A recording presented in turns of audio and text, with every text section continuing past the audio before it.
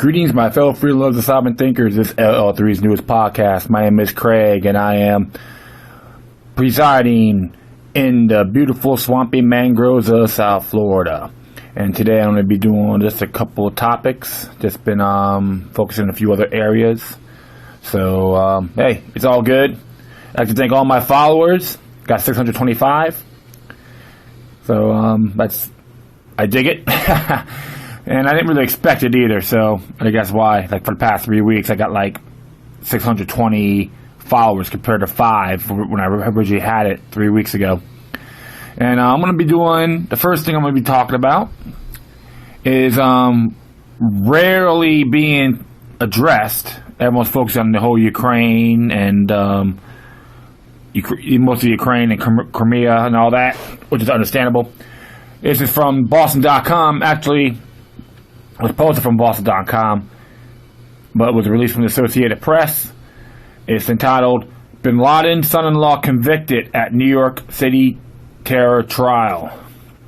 And this was posted today, March 26, 2014. Written by Tom Hayes and Larry Neumeister. Alright, well, let's going to begin here. Osama bin Laden's son-in-law, the voice of fiery al-Qaeda propaganda videotapes after the September 11th attacks, was convicted Wednesday of conspiring to kill Americans for his role as a terror group spokesman. The verdict came after about 5 hours of deliberation in case against Salman Abu Ghita, the high-ranking al-Qaeda figure to face trial on U.S. soil since the attacks. The Kuwaiti Ayman had testified during a 3-week trial that he answered bin Laden's request in the hours after the attacks to speak on the widely circulated videos used to recruit new followers willing to go on suicide missions like 1919 who hijacked 4 planes on September 11, 2001. The storm of airplanes will not stop, Abu Ghita was heard warning in an October 2001 video that was played for the jury. Also shown repeatedly to the jury during the trial were frames of a video made September 12, 2001 that showed Abu Ghita seated next to bin Laden and 2 other top al-Qaeda leaders as they tried to justify the attacks. Sentencing was set for September 8th. The charges carry a potential penalty of life in prison. On Monday, during closed arguments, Assistant U.S. Attorney John Carnan underscored the importance of Abu Ghita's post-9/11 status. Going to that man was the very first thing Osama bin Laden did on September 11th after the terror attacks, he said. The defendant committed himself to al-Qaeda's conspiracy to kill Americans, and he worked to drive other people to that conspiracy. He added, during the most important period of time in al-Qaeda's savage history, Salman Abu Ghita, hope I'm pronouncing that right, was Osama bin Laden's principal messenger. He used his fiery oratory to incite al-Qaeda's growing army of terror in this war with America. The jury returned a guilty verdict on 3 charges: conspiracy to kill Americans, conspiring to provide to support al-Qaeda, and providing support to al-Qaeda. Like 3 birds in 1 stone, supposedly. Alright? Captured in Jordan last year and brought to New York, Abu Ghita has actively participated in his trial. He listened to the testimony and arguments through headphones linked to an Arabic translator. Taking the witness stand in his own defense, Abu Ghita, in a calm voice, denied he was an al-Qaeda recruiter and claimed his role was a religious one aimed at encouraging all Muslims to rise up against their oppressors. He agreed to meet with bin Laden in a cave on the night of September 11th out of respect for bin Laden standing as a sheikh. Despite knowing that he was responsible for the deaths of hundreds of Americans, you met him to be polite, correct? Prosecutor Michael Farah asked on cross-examination. I didn't go to meet with him to bless if he had killed hundreds of Americans or not. I went to meet with him to know what he wanted, Abu Ghita said. Government witnesses include FBI agents who interviewed him on a 10-hour flight to the United States and a Buffalo, New York area man who testified that he heard him speak in Afghanistan several months before the September 11th attacks. Another witness was a British man who was supposed to join Richard Reed in a shoe bomb attack in December 2001, but who quit the conspiracy during a trip home after his parents warned him that he better not be a terrorist. He did not know Abu Ghraib, but prosecutors introduced evidence to show Abu Ghraib knew he was talking about when he warned that air attacks against the United States would continue. Abu Ghraib's defense lawyer Stanley Cohen argued there was zero evidence that the 48-year-old former teacher knew the conspiracies the government claimed he knew about. Citing the videos of his client, Cohen warned jurors not to let prosecutors intimidate you and not to frighten you into returning verdicts not based upon evidence but fear. Those videos, though, emerged as a centerpiece of the government's case. One, titled Convoy of Martyrs, featured Abu Ghraib, I'm just trying to pronounce his last name, preaching over horrific footage of a plane flying into the World Trade Center towers. After show, the defendant looking at bin Laden admiringly as the Al-Qaeda leaders boasted that he knew the attack would make both towers fall. Prosecutors used Abu Ghraib's testimony and closing arguments as an opportunity to re-show the image of the burning towers to jurors. In his closing, Cornyn used the defendant's testimony against him, except it is totally true. If you do that, he's guilty, Cronin says. Interesting. You know, it's really mind-boggling, my friends. Why in the hell did the FBI never had Osama bin Laden wanted for the attacks on 9/11? Because they made a statement that, hey, we don't have enough evidence. So now they went after his son-in-law. And the question I have, are you folks really convinced that 3 buildings went down on September 11th because of the airplanes? Not just 2, 3. Look up Building 7. Think about it. Do I see a patsy? In good faith, yes. How come we still have the Patriot Act? We're still fighting the war on terror after bin Laden supposedly got killed. Think about it. I consider this to be a farce. But I can be mistaken. Something to really think about, and I just really have to go a little more homework on this guy. But as far as I'm concerned, he may be set up.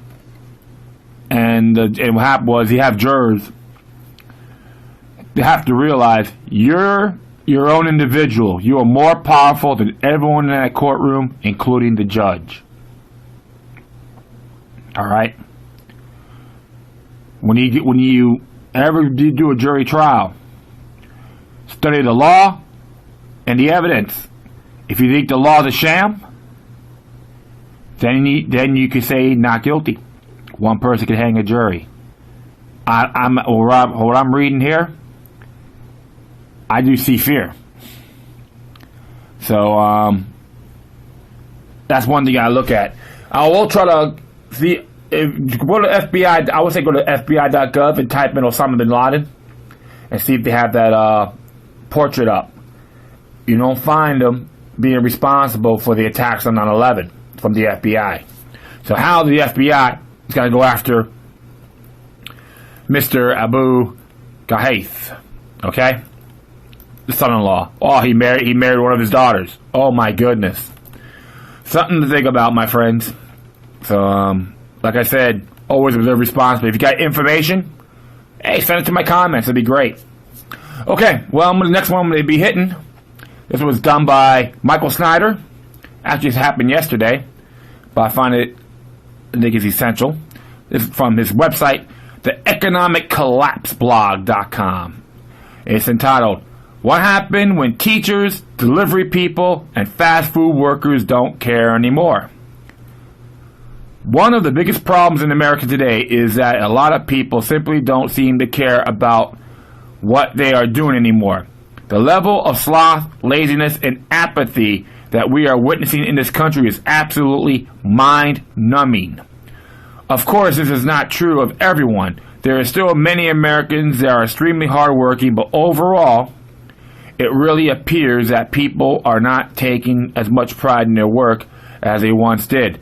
Some of the examples that I'm about to show you are quite funny.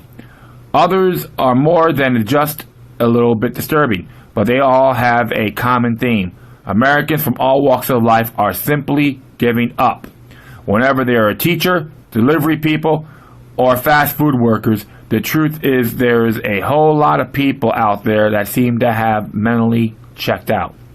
For an example, take a look at the midterm exam post-it below. Does anything stand out to you? And I'm going to go a little further here. Oops. Shoot. Come on. Hold on here. Okay. Let's go back. Yeah, those confounded advertising wants to stick their nose that don't belong. Alright, it says here, if you can't read the right in the red box, this is what it says. In all honesty, I'm already bored with this topic. It is far less interesting than I hoped, and I really don't want to finish this essay. I'm fairly sure you don't really read these, so I'm just going to put enough words down to make it seem like I wrote a lot while I kill time. Want to hear something that rhyme with time? Crime, dime, mime. Haha, mimes are funny. Chime, lime. Aw, dude, you know what has lime in it. Sprite is like lemon lime. I could really go for one of those about now, but not Sierra Mist. That just isn't the same. It tries too far to be Sprite, but it just can't pull it off. It should try to be itself and stop trying to measure up to other sodas. To be fair, there's a tremendous amount of debate about this photo on the internet. Some people insist that no teacher would ever be so careless and that this picture must have been photoshopped. Others that have studied this photo insist there are no signs of alteration and that is 100% authentic. I'll let you come to your own conclusion. What is undeniable, on the other hand, is there is a lot of delivery people out there simply don't seem to care anymore. For example, in the YouTube video I have posted below, you can watch the postal worker drive her truck on someone's lawn. She is so lazy that she doesn't even have the energy to take a few steps and place the package at the customer's door. And next is the YouTube video. Another postal worker doesn't even care, doesn't even get out of his truck. He just carelessly tosses the package, which could contain something expensive, towards the customer's home. What would cause someone to act like that? What has caused so many Americans to no longer take pride in their work? Another place where it can be seen frequently is at fast food restaurants. For instance, the photo I have posted below of a Wendy's employee gulping down soft cream ice cream with his mouth under the frosty dispenser went viral on the internet a while back. I don't know about you, but to me this is absolutely disgusting. Needless to say, that worker quickly lost his job. And of course, there is no shortage of that fast food horror story out there. This following is one of the examples. Tony Hill, a pastor in Baltimore, Maryland, once got a deep-fried mouse along with his chicken at Popeyes. The old "I found a rat in my fried chicken" urban legend is decades old. This particular story was given a little credence, however, by the fact that local health authorities confirmed that Popeyes is in question had a rodent problem. These days, even criminals are getting lazy.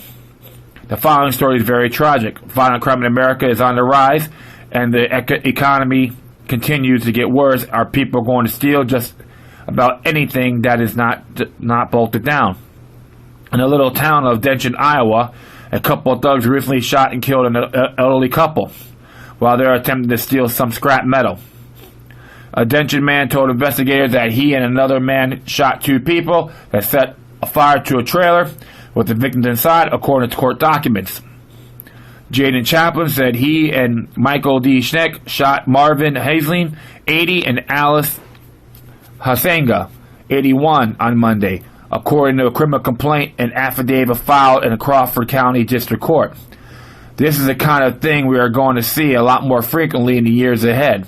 Those thugs thought that they would get away with murder by burning the victims inside their own trailer, but they foolishly left behind a receipt from the Walmart where they had just been shopping at the scene of the crime. A pickup truck more than 200 yards north of the trailer was also burnt. Near it, investigators found on the ground a receipt from the Denton Walmart with a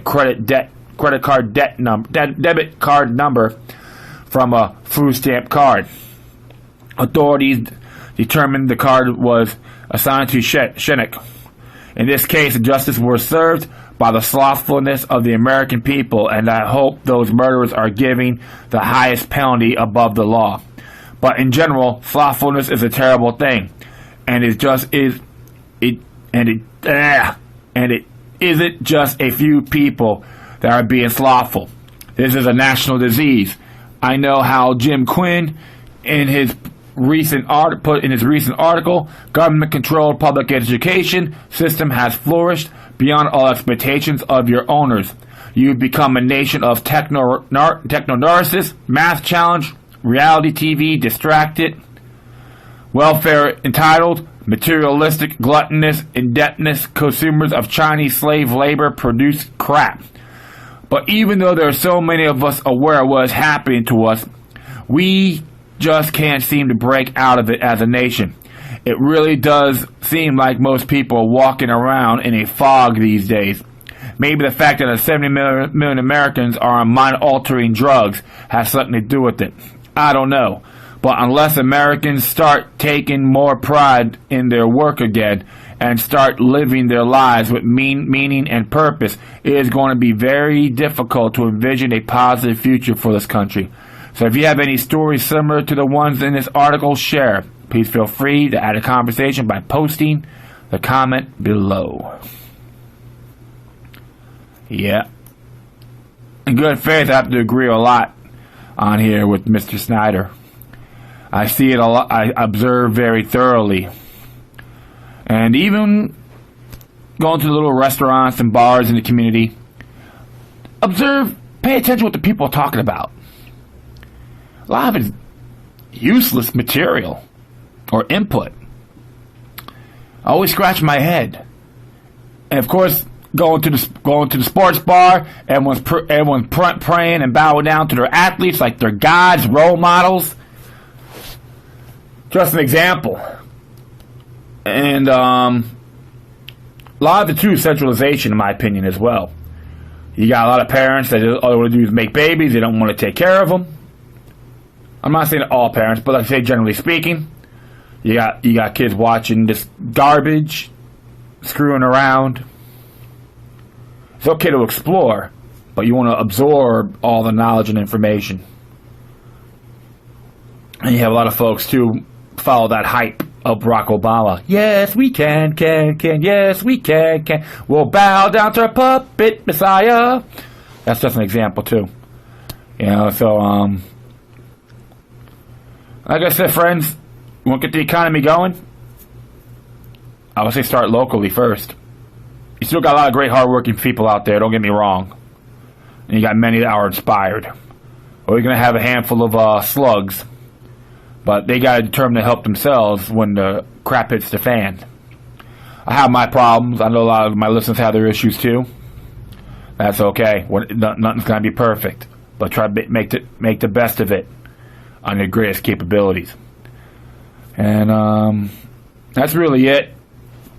And I do thank you for listening. And you could just hit me on Facebook, Twitter, Google+, Tumblr, YouTube, and of course Spreaker. Thumbs up, thumbs down, love me, hate me. commend, criticize, all in good faith. Plus, send me information too, man. It'd be awesome. And as always, demoniac resistance is healthy for the soul and can liberate societies. Until next time, take care of yourselves. Keep on spreading the love, and may your guardian spirits be with you.